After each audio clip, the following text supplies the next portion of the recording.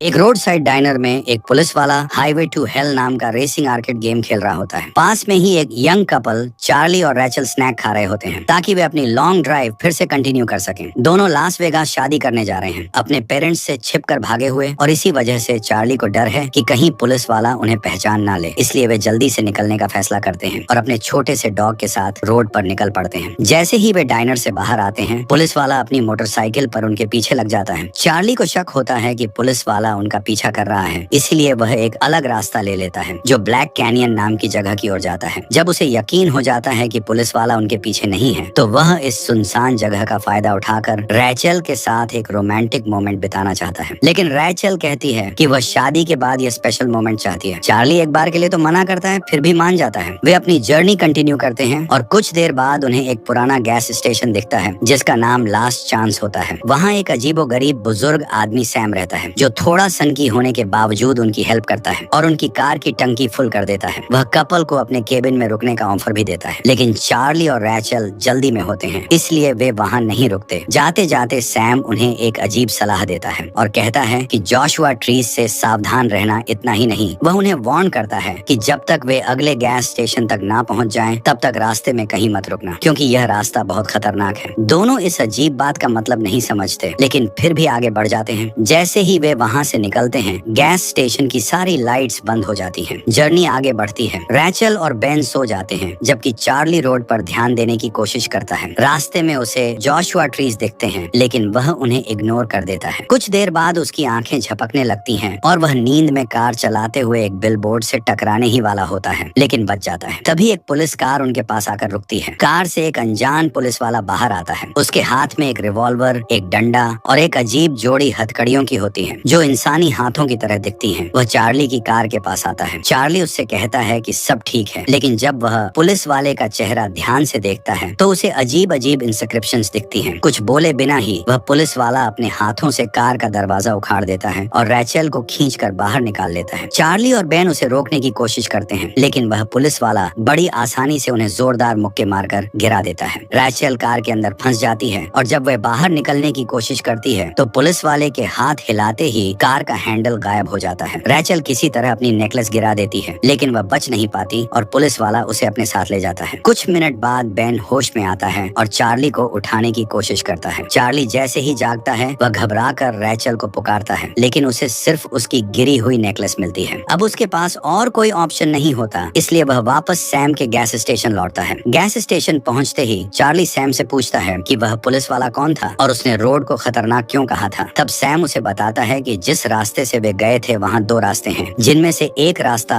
Road to hell के नाम से जाना जाता है। अफसोस की बात यह है कि रैचल उसी रास्ते पर चली गई जहाँ पहले भी कई लड़कियां जा चुकी हैं, जिन्हें उस पुलिस वाले ने किडनैप कर लिया था। उनमें से एक लड़की क्लारा भी थी, जो सैम की मंगेतर थी, ठीक वैसे ही जैसे चार्ली कार चलाते चलाते सो गया था। क्लारा भी सो गई थी और फिर वह उस पुलिस वाले की कैद में आ गई थी चार्ली को। अब रैचल को बचाने के लिए खुद नर्क में जाना होगा। ऐसा करने के लिए सैम उसे अपनी पुरानी गन और कार देता है। सब कुछ तैयार होने के बाद चार्ली अपनी गाड़ी में रखता है, लेकिन गलती से एक टेडी बियर गिरा देता है जो असल में एक घड़ी भी है। सैम उस घड़ी को उठाता है और उसमें 24 घंटे का अलार्म सेट करता है, क्योंकि चार्ली के पास नर्क से आकर वापस लौटने के लिए बस इतना ही समय है। अगर वो समय पर नहीं लौटा तो उसे हमेशा के लिए वहीं फंस जाना होगा। ये सब जानकर चार्ली और उसका वफादार कुत्ता रैचल को बचाने के मिशन पर निकल पड़ते हैं। सैम उन्हें बताता है कि नर्क का पोर्टल जोशुआ ट्रीज के रास्ते से मिलेगा। चार्ली तेजी से सड़क पर दौड़ता है, लेकिन जैसे ही वो गैस स्टेशन छोड़ता है, सैम को याद आता है कि उसे चार्ली को कार की खास ताकत के बारे में बताना चाहिए था, लेकिन अब बहुत देर हो चुकी है। चार्ली जोशुआ ट्रीज के रास्ते पर तेजी से गाड़ी चला रहा होता है। तभी अचानक एक कार उसके सामने आ जाती है और रुकने का इशारा करती है। चार्ली तुरंत अपनी गाड़ी रोकता है और गन निकालकर तैयार हो जाता है, ये सोचकर कि ये फिर से वही सीरियल पुलिस वाला होगा, लेकिन इस बार एक असली पुलिस ऑफिसर उसकी गाड़ी से बाहर आता है। चार्ली तुरंत कार की स्पीड बढ़ा देता है और पुलिस वाला उसका पीछा करने लगता है। तभी अचानक बीच सड़क पर एक पोर्टल खुल जाता है और चार्ली उसमें घुस जाता है। पुलिस वाला पीछे ही रह जाता है और चार्ली खुद को नर्क में पाता है, एक वीरान जगह जहाँ बस धूल और दूर दूर तक फैले पहाड़ ही नजर आते हैं। जब चार्ली नर्क को एक्सप्लोर कर रहा होता है, तब सीरियल पुलिस वाला रैचल को नर्क के एक डाइनर में ले जाता है, जहाँ भटकी हुई आत्माएं अपने खाने का इंतजार कर रही होती हैं। पुलिस वाला रैचल को काउंटर से जकड़कर हथकड़ी लगा देता है और एक गर्म ड्रिंक ऑर्डर करता है, लेकिन तभी एक मरे हुए पुलिस ऑफिसर ऑफिसर की आत्मा उसे परेशान करने लगती है। गुस्से में हेल अपनी गन निकालकर उस आत्मा को गोली मार देता है, जिससे उसकी आत्मा जलकर राख हो जाती है। इस अफरा तफरी के बीच रेचल इस मौके का फायदा उठाती है। अपने ऊपर डाली गई ड्रिंक को हथकड़ियों पर गिराकर उन्हें तोड़ने में कामयाब हो जाती है। वो डाइनर से बाहर भागती है और रेगिस्तान में बचने की कोशिश करती है, लेकिन तभी उसे एक बाइकर गैंग घेर लेता है और रॉयस उसे सीरियल पुलिस वाले के हवाले कर देता है। लेकिन ये साफ कर देता है कि अब पुलिस वाला उसका कर्जदार रहेगा। कुछ घंटों बाद चार्ली भी डाइनर पहुंचता है, लेकिन तब तक रेचल को पुलिस वाला ले जा चुका होता है और इसी बीच बाइकर गैंग चार्ली पर हमला कर देता है। गैंग लीडर रॉयस उससे पूछता है कि वो यहाँ क्या कर रहा है। चार्ली उन्हें बताता है कि वो अपनी गर्लफ्रेंड को बचाने आया है। ये सुनकर रॉयस उसकी हिम्मत से प्रभावित होता है और उसे जाने देता है, लेकिन साथ में उसे चेतावनी देता है कि अगर चार्ली नर्क में मारा गया तो उसकी आत्मा हमेशा के लिए इस गैंग की गुलाम बन जाएगी। चार्ली के पास कोई और चारा नहीं होता, तो वो इस शर्त को मान लेता है और आगे बढ़ जाता है। गैंग के बीच में उसे एक खूबसूरत लड़की दिखती है जो बिल्कुल सैम की मंगेतर जैसी लगती है, लेकिन वक्त बर्बाद करने का समय नहीं होता और चार्ली तेजी से अपनी गाड़ी लेकर फिर से सफर पर निकल पड़ता है। आखिरकार उसे पुलिस वाले की कार दिख जाती है। चार्ली विलेन की कार का पीछा करना शुरू करता है और उसे रोकने की कोशिश करता है, लेकिन वो गाड़ी इतनी मजबूत होती है कि उसके हमलों का कोई असर नहीं होता। दोनों के बीच जबरदस्त रेसिंग चल रही होती है। चार्ली अपनी गन निकालने की कोशिश करता है, लेकिन पुलिस वाला तेज साबित होता है और चार्ली की कार पर गोली चला देता है, जिससे कार बुरी तरह डैमेज हो जाती है। नतीजा ये होता है कि चार्ली को सड़क से हटकर गाड़ी रोकनी पड़ती है, जबकि पुलिस वाला रेचल को लेकर हेल सिटी की तरफ निकल जाता है। चार्ली की कार की हालत उससे भी ज्यादा खराब होती है। उसकी हेडलाइट टूट चुकी होती है और तेल लीक हो रहा होता है। वो मदद की तलाश में रेगिस्तान में भटकने लगता है, लेकिन तभी उसे अपनी गाड़ी किसी अनजान ड्राइवर के साथ जाती हुई दिखती है। चार्ली तुरंत दौड़कर उसे रोकने की कोशिश करता है, लेकिन जब वो करीब पहुंचता है तो देखता है कि वो एक मैकेनिक है जिसका नाम बीजल है और उसके साथ एक रहस्यमयी लड़का भी है। बीजल बताता है कि उसे लगा ये कार छोड़ दी गई है, लेकिन वो इसे अपने गैराज में ठीक कर सकता है। चार्ली उसकी मदद कबूल कर लेता है और अपने कुत्ते के साथ उसके गैराज तक जाता है। बिना किसी परेशानी के बीजल गाड़ी ठीक कर देता है और कहता है कि इसके लिए वो कोई पैसे नहीं लेगा। चार्ली को ये अच्छी बात थोड़ी अजीब लगती है, लेकिन वो शुक्रिया अदा करता है और जल्दी से फिर से रेचल को बचाने के लिए निकल पड़ता है। लेकिन उसे इस बात का अंदाजा नहीं होता कि बीजल के साथ जो रहस्यमयी लड़का था वो चुपके से चार्ली की गाड़ी के बाहर लटक कर उसके साथ आ रहा है। चार्ली और एडम कुछ मिनटों बाद नर्क के एक ऐसे हिस्से में पहुंचते हैं जहां अच्छे इरादों वाले लोगों को भयानक तरीके से सजा दी जाती है। वह लड़का जिसका नाम एडम है आखिरकार चार्ली के सामने आता है और कहता है कि वह रेचल को खोजने में मदद कर सकता है, क्योंकि उसे पता है कि सार्जेंट उसे कहां ले गया है। जब चार्ली देखता है कि लड़का बेन के साथ स्नेहपूर्वक व्यवहार कर रहा है तो वह उसकी मदद स्वीकार कर लेता है। रास्ते में चार्ली एडम से पूछता है कि वह नर्क में कैसे आया। एडम बताता है कि चार्ली की ही तरह उसके पिता भी रास्ते में सो गए थे और सार्जेंट ने उन्हें खत्म कर दिया, जबकि एडम को बीजल के हवाले कर दिया गया था। ये जानकर कि यह लड़का भी हेलकॉप का एक और शिकार है, चार्ली वादा करता है कि वह रेचल को बचाएगा और एडम को अपने साथ जीवितों की दुनिया में वापस ले जाएगा। एडम खुशी खुशी सहमत हो जाता है और चार्ली को बताता है कि रेचल को हॉफ्स नामक नाइट क्लब में ले जाया गया है। वहाँ पहुंचकर चार्ली एडम और बेन को कार में छोड़ देता है और सैम की बंदूक लेकर नाइट क्लब के अंदर चला जाता है। अंदर उसे कई लड़कियां पिंजरों में बंद दिखाई देती हैं। सभी पिंजरों की तलाश करने के बाद उसे आखिरकार रेचल मिल जाती है। वह उसे मुक्त करने की कोशिश करता है, लेकिन तभी सार्जेंट आ जाता है। चार्ली उस पर गोली चलाता है, लेकिन कोई असर नहीं होता। वह अपनी बंदूक को दोबारा लोड करने की कोशिश करता है, लेकिन सार्जेंट उसे रोक लेता है और चार्ली को एक पिंजरे में फेंक देता है। फिर हेलकॉप चार्ली की बंदूक उठाता है, उस पर गोली चलाता है और रेचल को अपनी कार में वापस ले जाता है। इसके बाद सार्जेंट नाइट क्लब से चला जाता है, जिससे चार्ली गंभीर रूप से घायल हो जाता है। उसे खतरे में देखकर एडम तुरंत उसकी मदद के लिए दौड़ता है। तभी बीजल प्रकट होता है और कहता है कि वह चार्ली को बचा सकता है, लेकिन इसके लिए एडम को वादा करना होगा कि वह फिर कभी वर्कशॉप से भागने की कोशिश नहीं करेगा। लड़का इस शर्त को मान लेता है और फिर बीजल एडम का हाथ चार्ली की चोट पर रखता है और रहस्यमयी जादू से उसे ठीक कर देता है। सौभाग्य से चार्ली पूरी तरह स्वस्थ होकर नाइट क्लब में जाग जाता है। बीजल उसे बताता है कि वह अपने मजबूत दिल की वजह से बच गया, लेकिन अब उसे अपनी दुनिया में वापस जाना चाहिए। चार्ली इनकार कर देता है क्योंकि वह इतनी आसानी से रेचल को छोड़ना नहीं चाहता। बीजल उसे रोड टू नोवेयर नामक शॉर्टकट के जरिए हेल सिटी पहुंचने की सलाह देता है। चार्ली इस रास्ते पर जाने का फैसला करता है, लेकिन बीजल उसे चेतावनी देता है कि एडम उसके साथ नहीं जा सकता क्योंकि उसने अपना वादा किया है। चार्ली को इसका अफसोस होता है, लेकिन वह जानता है कि उसे अपनी यात्रा जारी रखनी होगी और वह शॉर्टकट की ओर बढ़ जाता है। रास्ते में एक बार फिर रॉय और उसकी बाइकर गैंग उस पर हमला कर देती है, लेकिन सौभाग्य से चार्ली उनसे छुटकारा पाने में सफल हो जाता है और शॉर्टकट खोज लेता है। यह रास्ता एक पहाड़ की गुफा के अंदर से होकर जाता है और केवल पैदल चलकर पार किया जा सकता है। है। वह अपनी कार छोड़कर गुफा के अंदर प्रवेश करता है। थोड़ी देर बाद उसे मोटरसाइकिल की आवाज सुनाई देती है। यह सोचकर कि रॉय आ रहा है, वह उस पर हमला करने की कोशिश करता है, लेकिन यह क्लारा होती है। वह बताती है कि यह गलत फैसले की वजह से वह सैम को छोड़कर नर्क में फंस गई थी। वह चार्ली को चेतावनी देती है कि वह भी ऐसी गलती न करे और इस जगह से बाहर निकल जाए, लेकिन चार्ली रैचल को बचाने के अपने इरादे पर अडिग रहता है। क्लारा की चेतावनी को नजरअंदाज करते हुए चार्ली गुफा के अंदर आगे बढ़ता है और एक दरवाजा देखता है जो एक होटल के कमरे में खुलता है। वहाँ वह आखिरकार रैचल को पाता है जो बिस्तर से बंधी होती है। उसे देखकर वह खुश हो जाता है, लेकिन जल्द ही उसे एहसास होता है कि रैचल का व्यवहार कुछ बदला हुआ है। रैचल कहती है कि वह अपने बॉयफ्रेंड के साथ एक रोमांटिक पल बिताना चाहती है, लेकिन चार्ली को महसूस होता है कि सार्जेंट नजदीक आ रहा है। उसकी आशंका सच साबित होती है जब हेलकॉप कमरे की दीवार तोड़कर अंदर घुस जाता है और उस पर हमला करने के लिए आगे बढ़ता है। हेलकॉप अपनी बंदूक निकालता है, लेकिन चार्ली एक कुर्सी से उसे बेअसर कर देता है। फिर भी सार्जेंट ज्यादा ताकतवर होता है और एक घूंसा मारकर चार्ली को गिरा देता है, फिर उसे जोर से दीवार पर फेंक देता है। इसके बाद सार्जेंट आखिरी वार करने की तैयारी करता है, लेकिन चार्ली जल्दी से जमीन पर पड़ी अपनी बंदूक उठा लेता है और उस पर गोली चला देता है। गोली सही निशाने पर लगती है और हेलकॉप धुआं बनकर बिखर जाता है। चार्ली मौका देखते ही रैचल के साथ भागने की कोशिश करता है, लेकिन रैचल तो रोमांटिक मूड में उसे अपने साथ कमरे में रोकना चाहती है। चार्ली को समझ आता है कि ये वो रैचल नहीं है जिसे वो जानता था, इसलिए वो वहाँ से हट जाता है। तभी पूरा खेल सामने आ जाता है। आईने में उसकी परछाई दिखाती है कि असली रैचल नहीं बल्कि एक राक्षस है जो उसका रूप लिए हुए है। जैसे ही वो दानव चार्ली पर हमला करता है, चार्ली खुद को बचाने की कोशिश करता है, लेकिन राक्षस उसे कुर्सी पर जकड़ लेता है और अपनी पूंछ से कसकर पकड़ लेता है। फिर भी चार्ली जेब से चाकू निकालता है और उसकी पूंछ काट देता है, जिससे वो खुद को आजाद कर पाता है। आखिरकार वो अपनी गन निकालकर राक्षस को खत्म कर देता है, जो बिस्तर के नीचे छिपे कुएं में गिरकर सीधे नर्क की गहराइयों में चला जाता है। चार्ली इस लड़ाई में जीत तो जाता है, लेकिन अब उसे एहसास होता है कि वो शॉर्टकट बस एक छलावा था। रैचल को बचाने का समय कम होता जा रहा है। फिर भी चार्ली अपनी गाड़ी में बैठता है और तेज रफ्तार से रास्ते पर बढ़ता है, जहाँ उसे कई कारें एक विशाल सुरंग की ओर जाते हुए दिखती हैं। जल्द ही रास्ता एक लड़ाई में बदल जाता है, जहाँ बाकी कारें चार्ली को टक्कर मारकर नर्क सिटी तक पहुँचने से रोकने की कोशिश करती हैं। मगर चार्ली हार मानने वालों में से नहीं है। वो चालाकी से उन गाड़ियों को चकमा देता है और आखिरकार सुरंग पार कर नर्क सिटी के दरवाजे तक पहुँच जाता है। अब उसे आगे पैदल ही बढ़ना था। उसके दोस्त बेन के साथ वह एक पुल की ओर बढ़ता है, जिसे 3 सिरों वाला नर्क का रक्षक शेरबेरस बचा रहा होता है। वो चार्ली को आगे बढ़ने नहीं देता, लेकिन बेन उसका ध्यान भटकाने के लिए आगे आता है ताकि चार्ली आगे बढ़ सके। जैसे ही चार्ली पुल पार करता है, वो एक बंदरगाह पर पहुंचता है, जहां उसे चारोन मिलता है, मरे हुए लोगों को पार कराने वाला नाविक। चारोन चार्ली को बताता है कि वो उसे नाव से नर्क सिटी तक ले जाएगा, लेकिन चेतावनी देता है कि अगर वो झील पार करता है तो शायद वापसी का कोई रास्ता नहीं होगा। चार्ली उसकी बातों का धन्यवाद करता है और आखिरकार नर्क सिटी पहुंच जाता है, जो किसी विशाल आधुनिक महानगर की तरह दिखती है। यहाँ पहुँचते ही राक्षसी गार्ड्स चार्ली का पीछा करने लगते हैं, लेकिन वो किसी तरह बचते हुए एक आलीशान कमरे में पहुंच जाता है। वहाँ उसे रैचल मिलती है, लेकिन उसे यकीन नहीं होता कि वो असली है या नहीं, इसलिए वह आईने में उसकी परछाई देखता है और आखिरकार आश्वस्त हो जाता है कि उसने सही रैचल को ढूंढ लिया है। लेकिन उनका मिलन